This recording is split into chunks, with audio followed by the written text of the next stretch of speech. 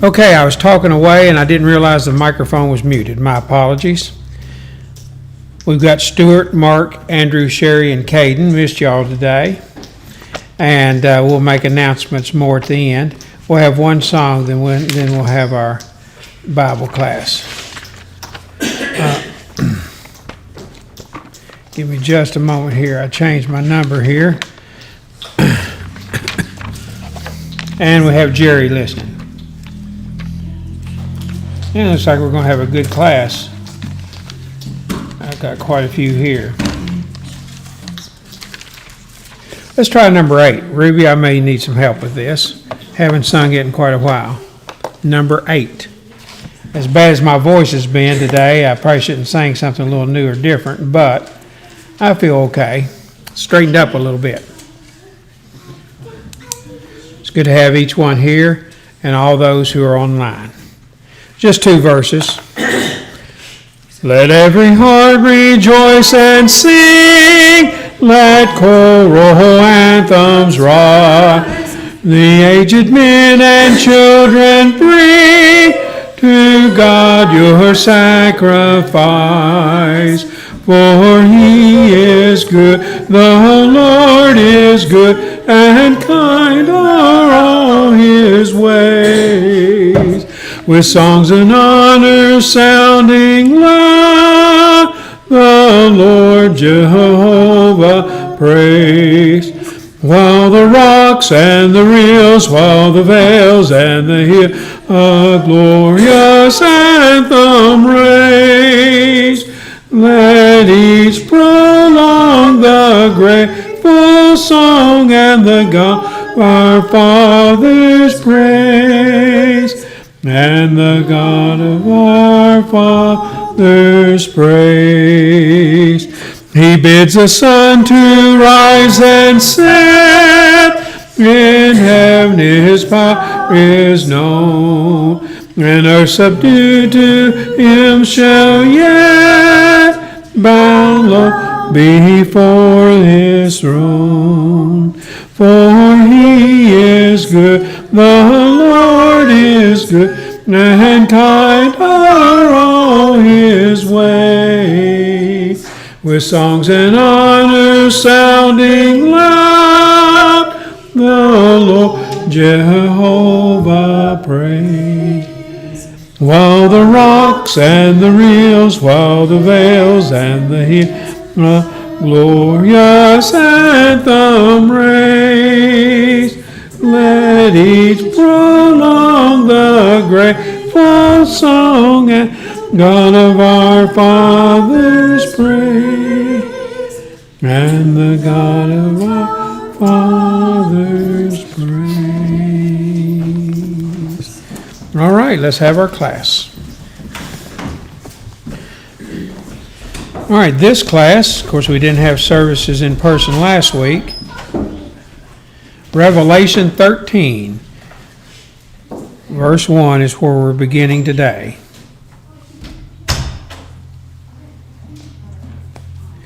"18 verses. We'll probably go through it all, but we'll see.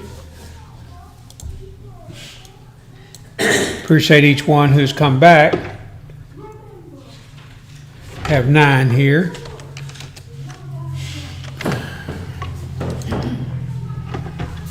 All right. Last week we saw where that the dragon was wroth with the woman. You remember the earth helped the woman by swallowing up the flood that the dragon gave, sent out of his mouth. And so I was looking here. This is still, through this chapter and the next, still the 3rd section of Revelation, where we have from the beginning until the end of time. That's repeated 7 times in Revelation. 8:1 is where 1 stopped, then 12:11. Now we'll go all the way through chapter 14. Not all of it is clear, but you have where there's, the tribulations through time, and then the judgment, and then it goes back and repeats. It does that 7 times, which that's one of the biggest 7s in Revelation, which you really can't see unless you really study the book, and it's helped that other people have. So let's look at chapter 13. And I stood upon the sand of the sea, this is John writing, and saw a beast rise up out of the sea, having 7 heads and 10 horns, and upon his horns 10 crowns, and upon his heads the name of blasphemy.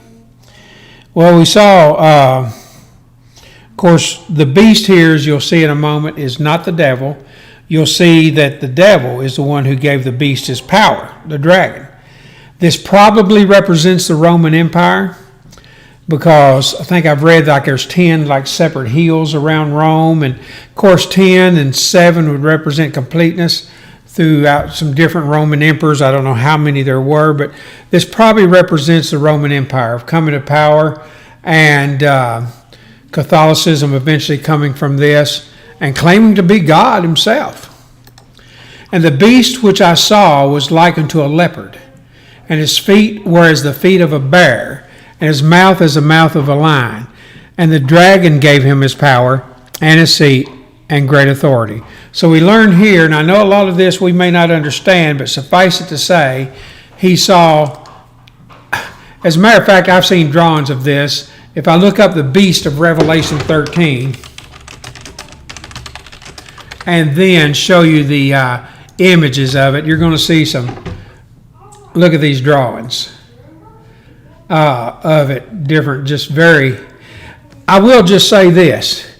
If you walked out, go down to the woods or behind your house on the farm and saw one of these, you would do what? What would be your, what's that?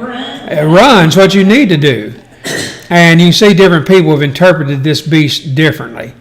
But they've done a pretty good job because this beast that he saw had 7 heads and 10 horns. So there's only 7 heads, but 10 horns, 10 crowns, name of blasphemy. He looked like a leopard.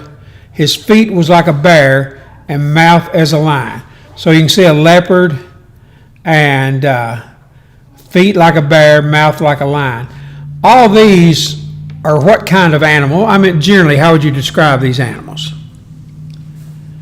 Fierce, wild, they're powerful beasts that could kill any man. And so it's very representative of this power and authority. I do think it is the Roman Empire. That the dragon gave, and that's the devil, gave him his power, his seat, and his great authority. So the great rule that he had, the Roman Empire did rule the known world. And so these 3, leopards, bear, and lion, that also represents all the latitudes of the world, because bears can be far up north, and they're probably not going to be in the hotter latitudes of like middle Africa. But leopards and lions would be, and so his reach is throughout the whole world. And honestly, especially like leopard and lion, a bear too, they can be pretty and attractive animals. The leopard's beautiful. And the lion, Jesus was a lion, and he's speaking as the mouth of a lion. So speaking like with the authority of God. And I saw one of his heads, as it were, wounded to death, and his deadly wound was healed. And all the world wondered after his beast. Perhaps, maybe one of the Roman emperors near death here. And they worshiped the dragon, which gave power to the beast. And they worshiped the beast, saying, "Who is like unto the beast? Who is able to make war with him?" So they worshiped the dragon. Probably many didn't realize they were worshiping the devil to worship the beast. But they did. They fell down and they'd worship and say, "Who is like him? Who can make war with him?" And so they just thought he could not be defeated. And of course, where's the Roman Empire today? It's just a memory. So, and there was given unto him a mouth speaking great things and blasphemies. And power was given unto him to continue 42 months. Of course, sometimes months can mean years in the Bible. The Roman Empire did go for quite a while. And, it may represent, it's just a relatively long piece of time here. 42 months is literally, I'm just going to do the math here, is, whoops, I did the wrong thing. 42 divided by 12. 3.5 years. And, I don't think it's any accident that the number of years here is half of 7. Not trying to stretch it out too much, but you see 3.5 show up a few times in Revelation as being half of 7. But 42 months here. His reign would continue for a while, but nothing like the Lord's, of where we talk about 7 as being completion and perfection. This was 42 months.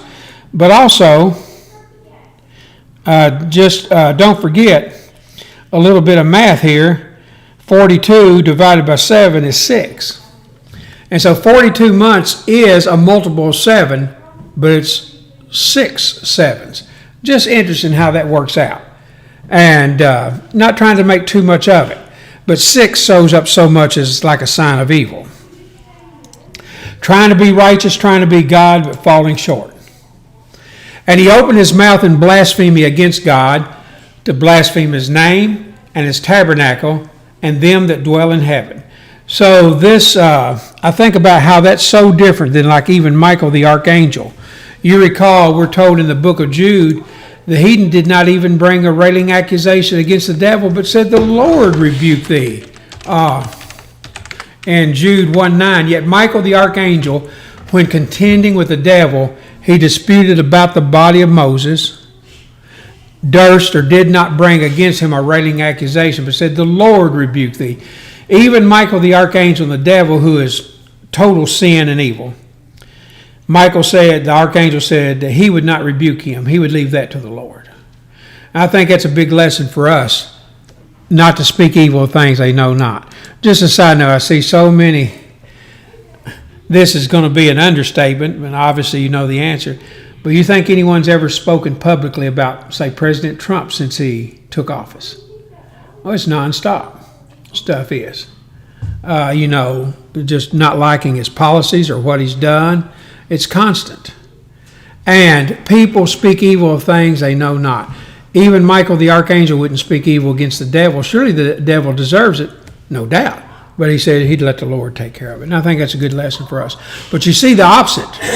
This beast set up by the devil. He opened his mouth in blasphemy against God, to blaspheme his name, his tabernacle, and them that dwell in heaven. Blasphemy constantly against God. So opposite of what righteousness would do. And it was given unto him to make war with the saints and to overcome them. And power was given him over all kindreds and tongues and nations. So power was given to Satan to have for a little while here. But we can overcome him.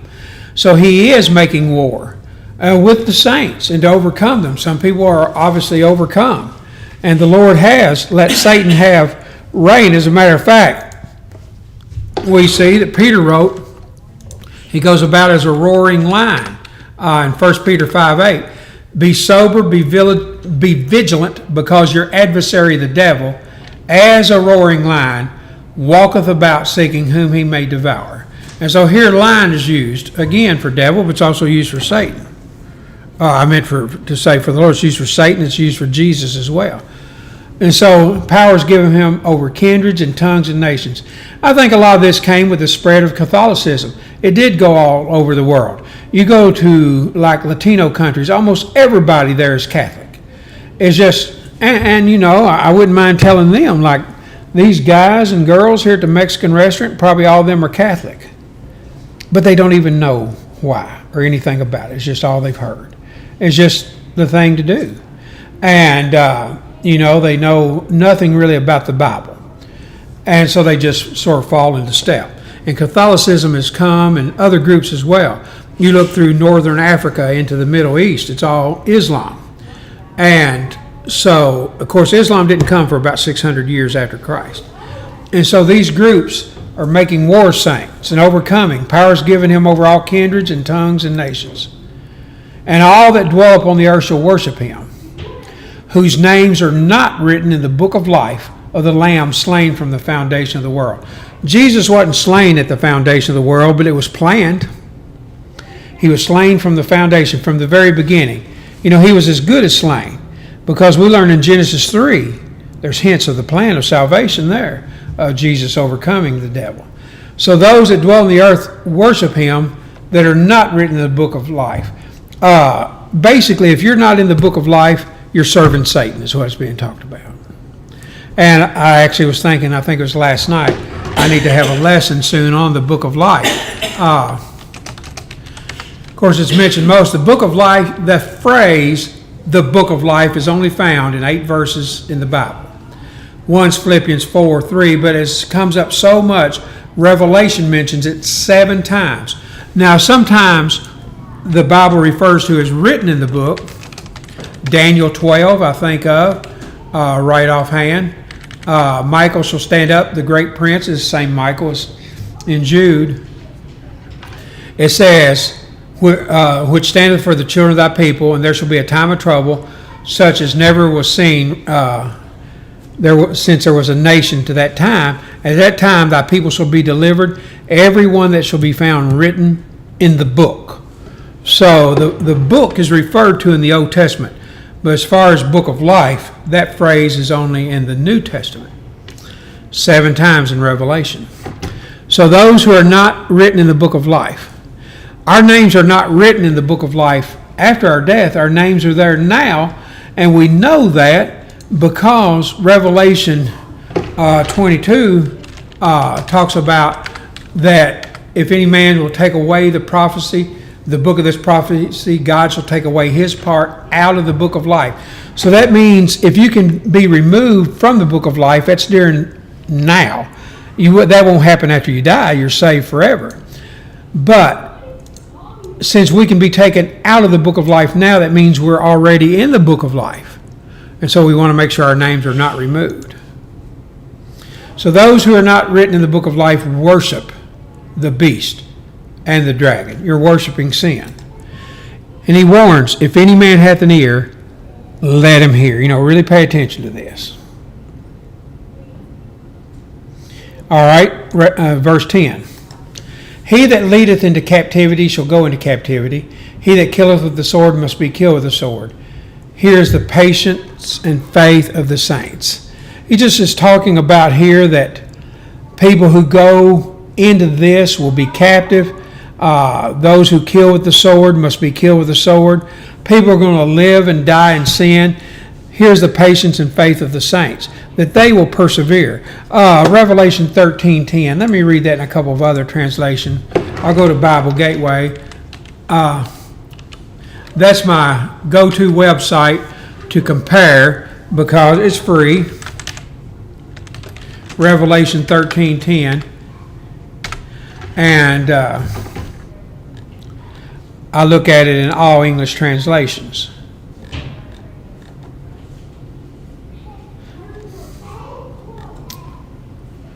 If anyone is meant for captivity, into captivity he goes. As anyone is killed with the sword he is to be killed. Basically, in a sense, not they can't repent, but their fate is sealed. If anyone's to be in prison, he's going to be in prison. If anyone's to be killed with the sword, he's going to be killed with the sword. But this is a call for endurance and faith of the saints here. Those who are living in sin, this is their destiny. This is what's going to happen to them. But it gives us patience because we know it's not going to happen to us living for the Lord. So he sees another beast. And I beheld another beast coming up out of the earth, and he had 2 horns like a lamb, and he spake like a dragon. And so this is another beast coming, perhaps after the Roman Empire, perhaps another ruler. We may not even know who it is for sure. It could be Islam. Bible scholars who have studied Revelation think that 2 great false religions are discussed and prophesied in Revelation, Catholicism and Islam. But something's coming up later, smaller.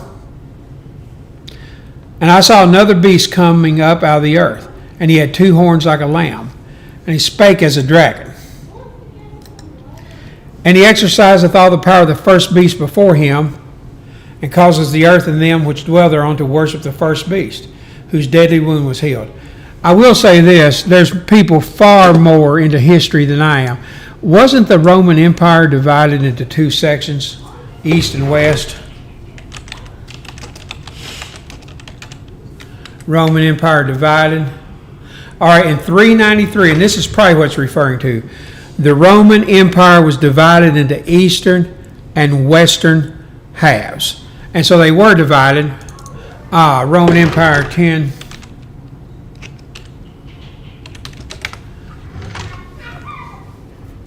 There are 10 hills in Rome. This just mention this. Google actually searched all this. There are 10 hills in Rome. However, it's not clear these which are considered the traditional 7 hills. So there were actually hills in Rome that had like various temples and governors. And so you go back to this, look at you can see this, and I don't think from reading this refers to Islam. I think Islam was later, or earlier in the book, but happens later, because remember, we're repeating the same thing 7 times. It's like if all of us, we have 5 people in here, and add a couple more, add Ruby and another, we say, write a history of Munfordville Church of Christ. Each of you would start and write, and then mine would start again. You'd have to go back through it, but be different. That's what's happening here. But if you'll see, there were 7 heads and 10 horns. You see, even from Google, says there were 10 hills, but originally 7 hills, and various temples and the such like. So that's probably what he's referring here. A beast with 7 heads and 10 horns, 10 crowns. And so a little bit later here in this chapter, another beast. So later on, Rome was divided into eastern and western. So they would have been smaller and weaker. So the first beast was like a lion, bear, and leopard. Here's a beast more like a lamb. They're weakened, but yet it had a powerful voice. 2 horns like a lamb, east and west. He spake as a dragon. And he exerciseth all the power of the first beast before him, and causes the earth and them which dwell therein to worship the first beast, whose deadly wound was healed. So probably the deadly wound may be Rome being divided into 2, but it survived it. And he's causing people to worship them. And he doth great wonders, so he maketh fire come down from heaven on the earth in the sight of men. I don't know what he means here. The Revelation does talk about people working miracles. The next verse you're going to see. Perhaps the devil, there were miraculous things obviously done in the first century, and maybe for a while the devil was given this power. But he made fire come down from heaven on the earth in the sight of men. Perhaps this was warfare, where they would use maybe flaming arrows or catapults. Larry, what's the name of those really big, huge catapults that have a massive weight? Trebuchet? I'm not sure. They would use these. Okay. A trebuchet's a catapult uses a long arm. Oh yeah, they're huge. Let me show you some images. They would use these. They're much bigger than people. They'd use these big weights. And here's someone built one in their backyard. I don't know if I'd want to be his neighbor or not. And so they're absolutely huge. And perhaps that's what's being talked about. And deceiveth them that dwell on the earth by means of those miracles which he had power to do in the sight of the beast. So he's talking about doing miracles in the sight of the beast. It seems maybe perhaps the devil was given some leeway to do miraculous things, negative things, saying to them that dwell on the earth that they should make an image of the beast which had a wound by the sword and did live. You know, all these images to the beast, all I got to do look up real quick is, Roman emperor statues.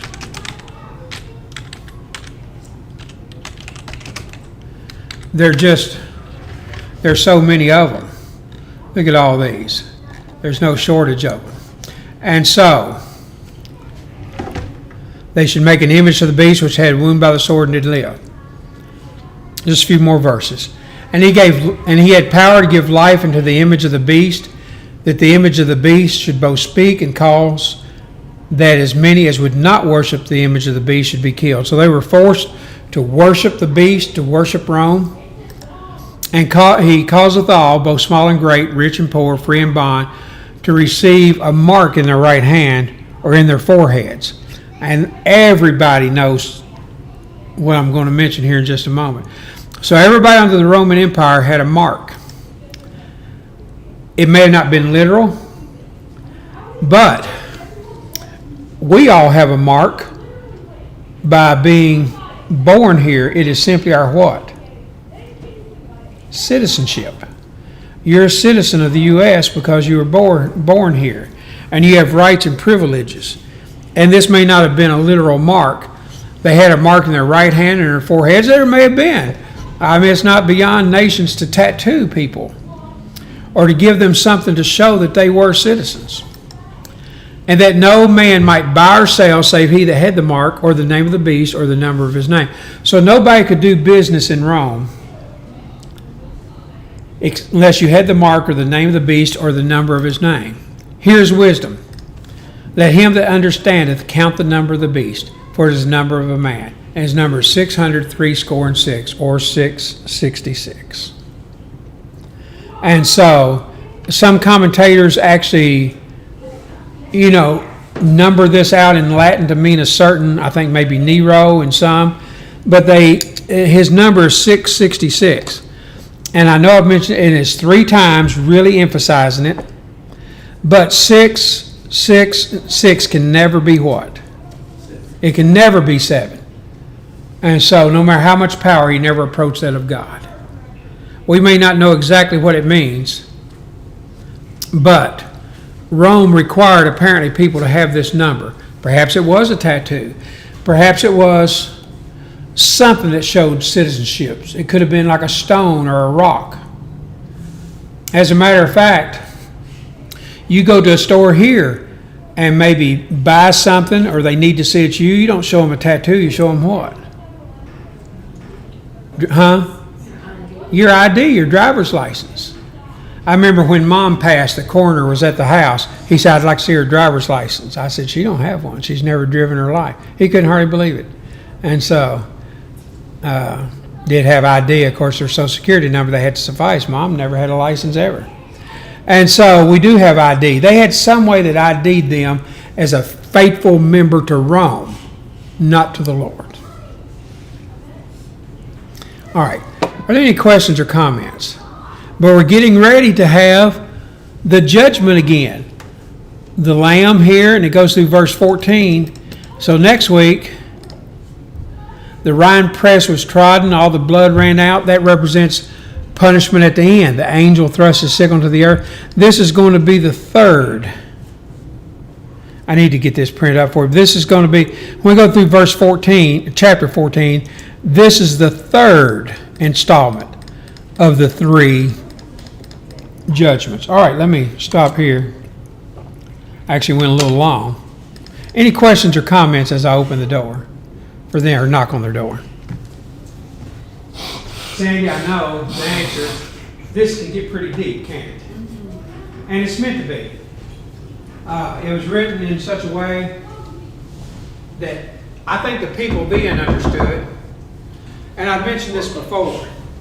I could mention something sort of cryptic that people in, say, 200 years might not even know what it means. But if I were to mention them throwing the ball, the red birds, and the cats of the wild, what do you think I'm talking about? Louisville basketball playing who? Kentucky. And I didn't use any of those words. You know what they mean because you live here now, and I think those people did.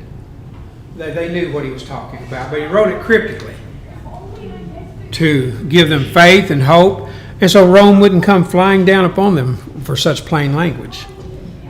Wasn't their names something to do with numbers in that time?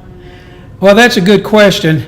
I'm asking. I don't know. Now, well, as far as his number, the commentator here thinks it works out. He did it like if we were going to do someone's name and say Abel, A-B-E-L, their number would be 1, then a 2 for B, E is 5, L is the 12th letter of the alphabet. And his number was 666. Well, they didn't get it.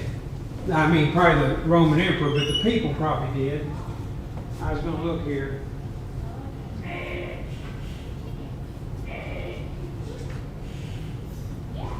I got a book in there somewhere.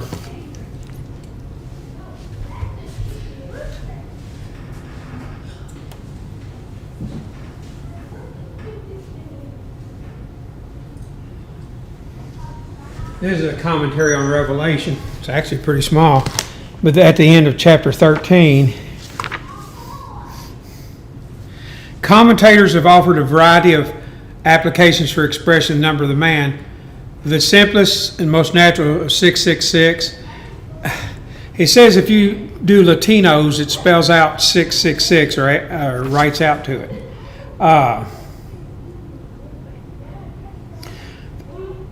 The fact that the Roman Catholic still believes universal dominion rightly belongs to itself. I won't get into too much detail because he may not be right. I was just asking, I didn't understand, I just read somewhere that I didn't know That they use numbers a if lot. it was true or not. And what exactly was your question? I was just wondering if that's how they came up, you said they was marked with numbers. Was it 666 on everyone, or was it numbers from their name? I was confused. Well, I'm not sure. the number here only referred to Rome, not all the people. Well, we all know Roman numerals. Right, and that's a good point, Roman numerals.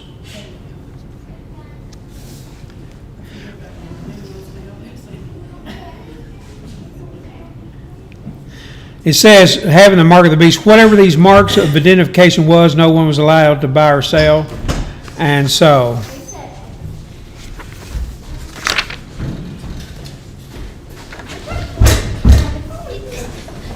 you're not allowed to lay down on the floor during services.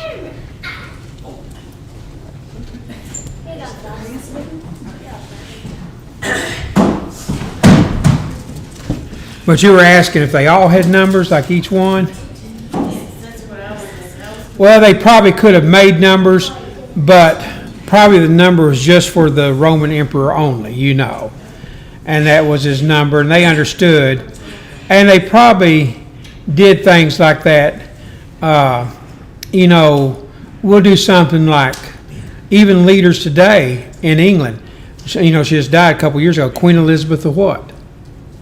Well, she was second. You've got one hadn't been born yet, but that's all right. But they use numbers to demark their leadership. And, King Charles, I don't know what he is. Is he the first? But they'd use numbers to denote. And so this leader had a number 666. But I think it had more spiritual inference than that, certainly that many.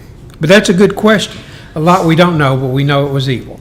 All right, let's sing a song, then we'll look for a few minutes here at Genesis.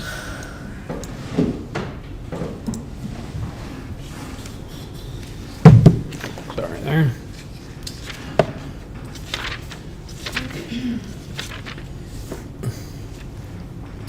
Number 535, the Glory Land Way. Let's sing this, and then we'll look at Genesis 31:21 beginning.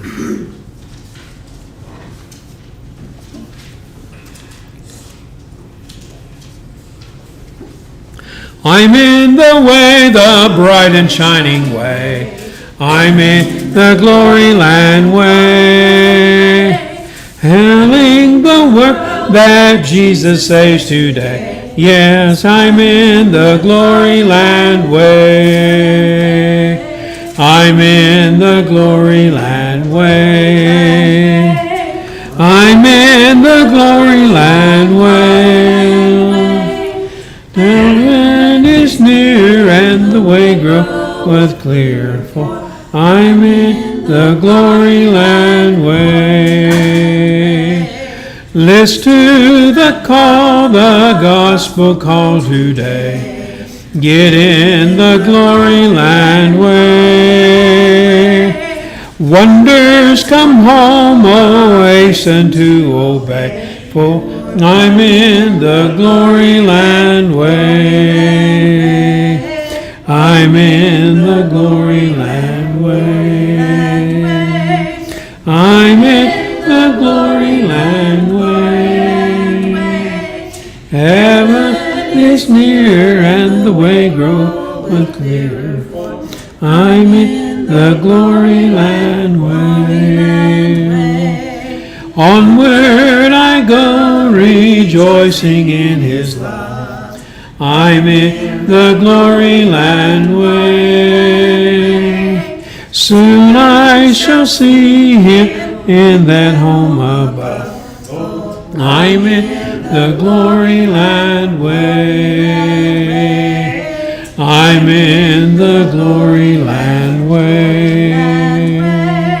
I'm in the glory land way.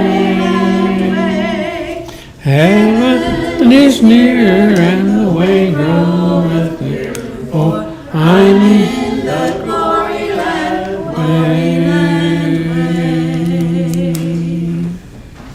All right, turn if you will to Genesis 31:21.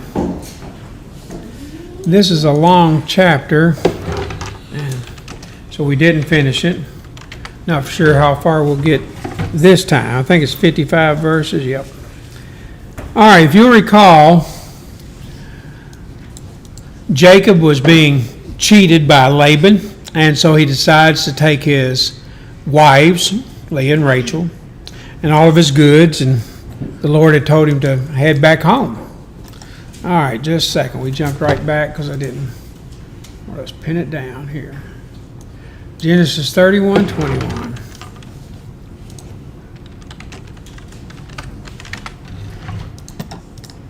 All right, so he was going to leave, and last 2 weeks ago, we closed out. Jacob stole away unawares to Laban the Syrian, and they told him not that he fled. We know he'd been there about 20 years.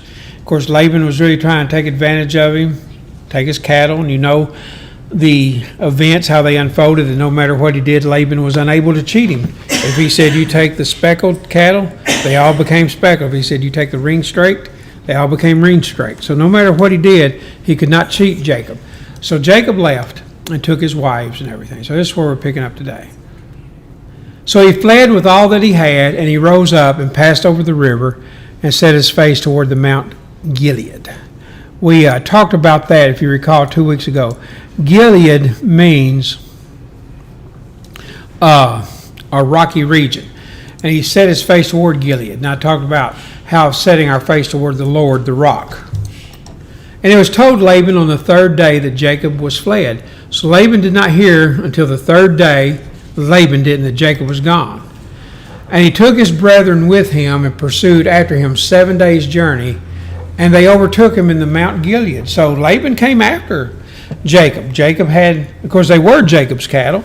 They was his wives and children. And so, but Laban pursued him. It took 7 days, but he overtook him in Mount Gilead. And God came to Laban the Syrian in a dream by night. I wonder if it's the first time that God had ever spoken to Laban. Of course, remember, Laban had idols. Or it's the first time idols or images were told are in the Bible. And God came to Laban the Syrian in a dream by night and said to him, take heed that thou speak not to Jacob either good or bad. This is very plain, very simple. Don't say anything to Jacob, good or bad.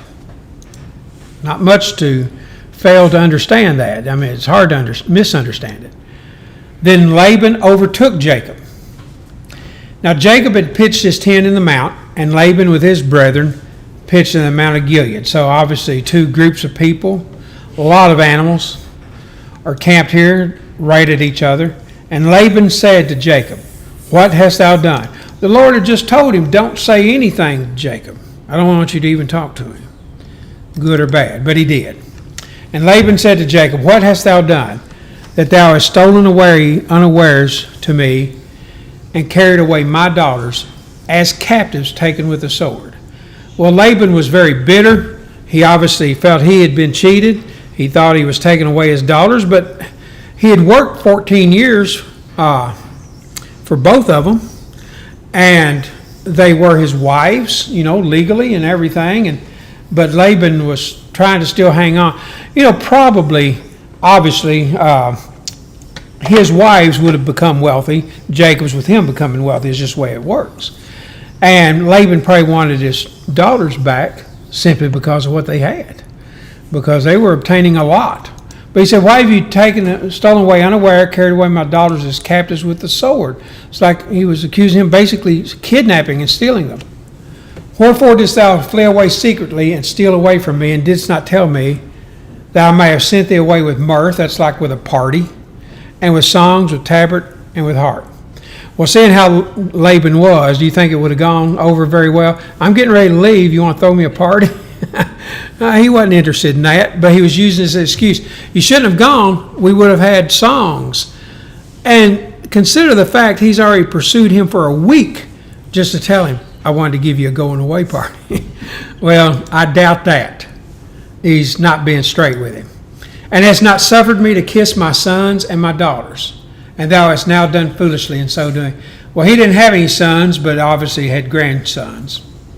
You haven't allowed me to kiss them goodbye. This really, when I read this, I think, well, how wrong he is. It is in the power of my hand to do you hurt. He's now threatening Jacob. He said, I could hurt you. And the Lord's already appeared to him in dreams, said, I don't want you to even speak to him. It is in the power of my hand to do you hurt, but the God of your father, that's interesting how he words it, spake unto me yesternight, saying, take heed that thou speak not to Jacob either good or bad. I wonder what he's thinking here as he says this. He's spoken a lot, saying that I could harm you, but the Lord said not to speak to you. And now, though thou wouldest needs be gone, because thou sore longest after thy father's house, yet wherefore hast thou stolen my gods? So we do learn that the images he took were gods. And we talked about that the first time that images are mentioned in the Bible is in this chapter of when we talk about images. And he calls them gods here. This is the first time that gods has been mentioned, as in false worshiping gods. I'm saying if idols are mentioned. Idols aren't mentioned until much later. So this chapter is the first time we have images and gods mentioned. And Laban had them. And he said, you've stolen my gods. They were stolen or taken. But Jacob didn't do it. So he said, you've gone because you greatly longed after thy father's house. Why have you stolen my gods?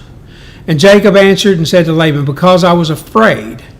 For I said, peradventure thou wouldest take by force thy daughters from me. He said, I left because I knew you'd try to take your daughters by force, take them back from me. So he just, slipped away, and I don't blame him. With whomsoever thou findest thy gods, let him not live. He knew he hadn't taken them. He said, if you find your gods, let not that person live. Before our brethren discern thou what is thine with me, and take it thee. For Jacob knew not that Rachel had stolen them. So Rachel had stolen them. And so Jacob said, you look among my things, whatever you find that's yours, take it. And Laban went into Jacob's tent, and into Leah's tent, and the two maidservants' tents, but he found them not. Then he went out of Leah's tent and entered into Rachel's tent. Now remember, Rachel is the one who stole these images. Now Rachel had taken the images and put them in the camel's furniture. Camels would wear, like seats up on them for people to sit. Things to be carried. Camel's furniture. It says saddle here. Now Rachel had taken the images and put them in the camel's furniture and sat upon them. So it's like a saddle for a camel.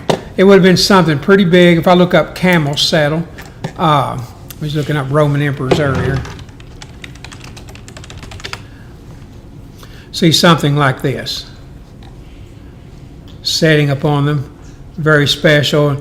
Probably had compartments where you could put things. That makes sense. If you're traveling across the desert, probably have a place for water and other things, foods. And so she had put them in the camel's furniture and set upon them.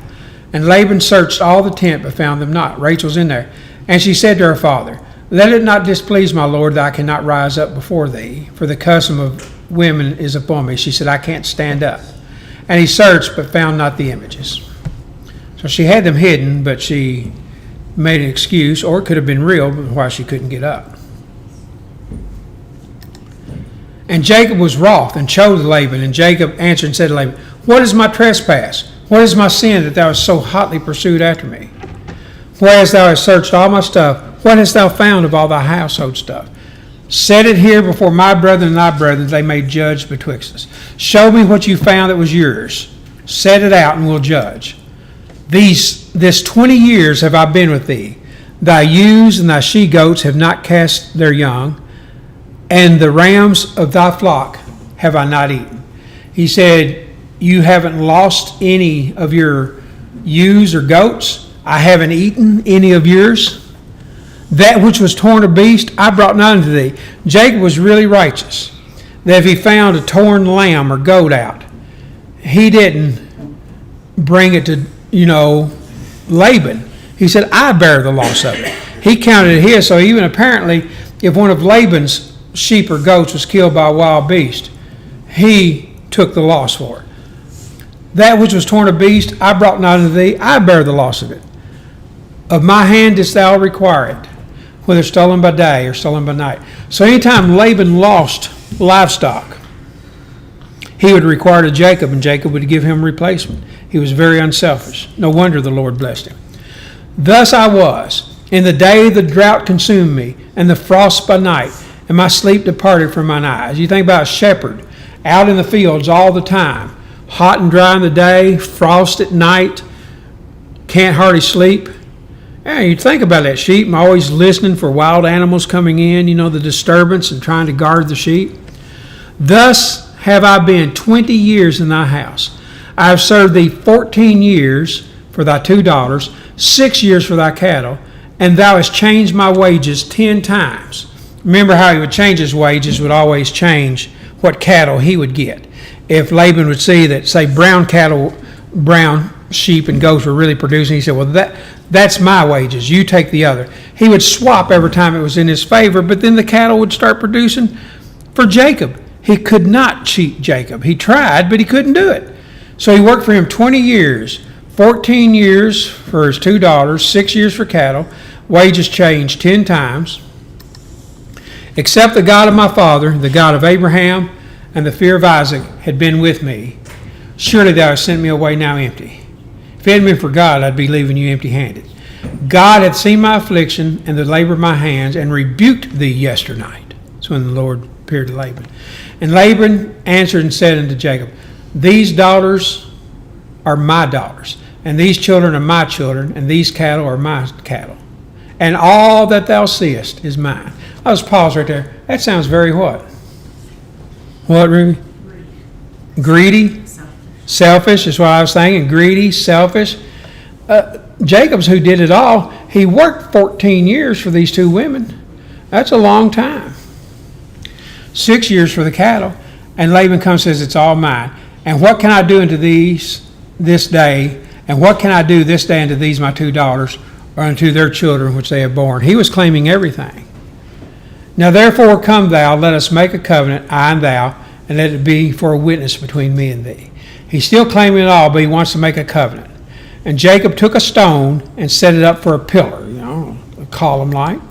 And Jacob said to his brethren, gather stones, and they took stones and made a heap. And they did eat there upon the heap, upon these stones. And Laban called it Jergath-Shadutha, but Jacob called it Gilead. This name, I want to look at what these names mean. The Jergath-Shadutha means witness heap. Gilead means witness heap. Different languages.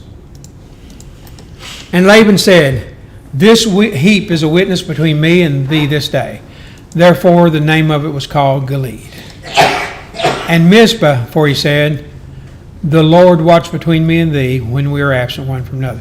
Laban seems to cool down a little bit here. They just made a witness. This is the way it is. If thou shalt afflict my daughters, or if thou shalt take other wives besides my daughters, no man is with us. See, God is witness betwixt me and thee. Let me reread that. If thou shalt afflict my daughters, or if thou shalt take other wives besides my daughters, no man is with us. See, God is witness betwixt me and thee. Seems to be asking him to marry no one else. And Laban said to Jacob, behold this heap, and behold this pillar, which I have cast betwixt me and thee. This heap be a witness, and this pillar be witness, that I will not pass over this heap to thee. And thou shalt not pass over this heap and this pillar unto me for harm. So what they did, they set up a what? A boundary. They set up a boundary. Ruby and I watched a really good video the other day. I like seeing things about this. You think of the border boundary really being protected between U.S. and Mexico, but between the Canadian border, they're talking about there are 9,000 pillars set up along the border to mark the border. And they were talking about, now I won't get too much into this because I can see a lot of it. There are a lot of people that can no longer get through the southern border. They're taking boats and ship to Canada. And guess what they're trying to do?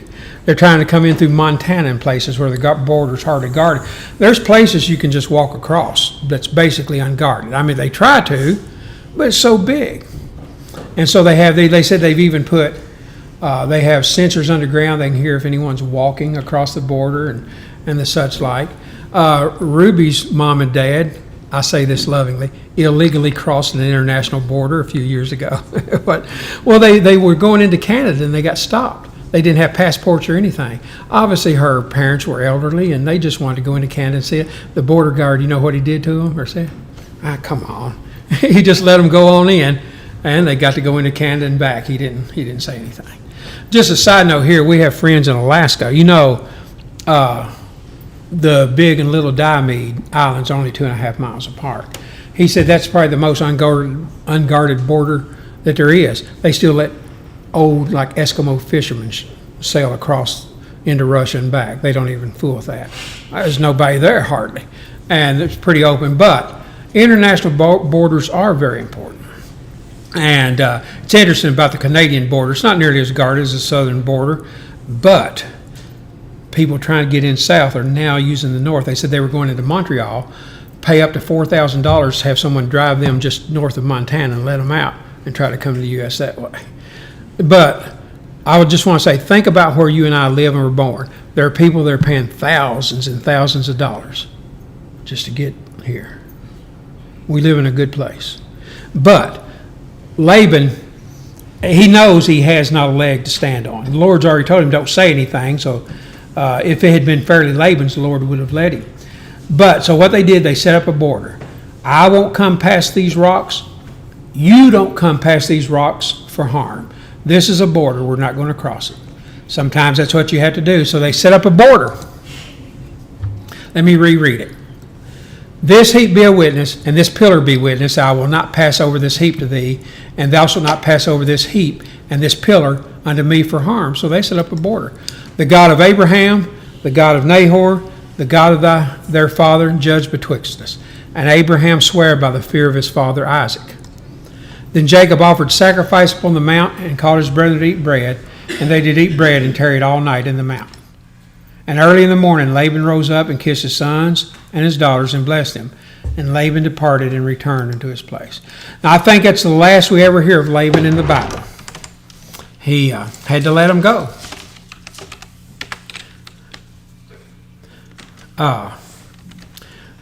This is the last of any dialogue with him. He's mentioned in genealogy later on. But this is the last that he is active of saying anything. All right, we will stop there. Very fascinating. And so Jacob's obviously on the right side of the border, right side of the Lord, because look who meets him next. Jacob went on his way, and the angels of God met him. And so the Lord was with him. And he was honest. He was always willing to take the loss. He was always willing to be cheated and never cheat. And the Lord blessed him for that. Okay, we'll stop there and pick up next week at Genesis 32. Does anyone need the Lord's Supper? Okay, no one. All right, let's turn, if you will, as a closing song, number 736.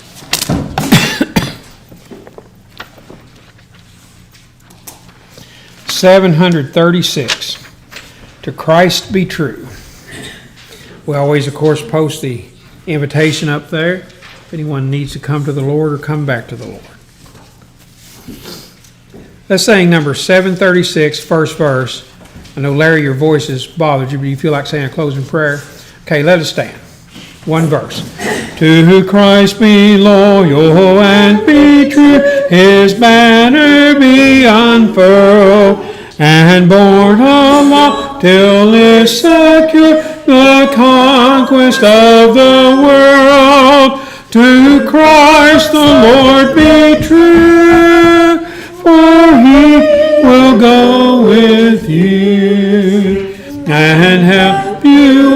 your conflicts through to cross the Lord be true.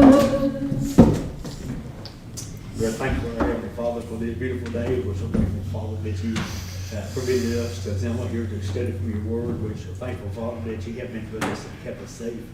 We're so thankful, Father, that you gave your only begotten Son for the sins of the world. Father, we pray as we as Christians, as we go about our week this week, that we would be true to you, Father, that we would do those things that would be pleasing to you. And we pray, Father, that you be with us and strengthen us, help us. Give us safety as we travel this week, and as next week or next Sunday, the first day of the week appears, Father, we pray that we can all assemble here again to study from your word. Be with us and strengthen us, forgive us, and heaven save us. In Christ's name, amen.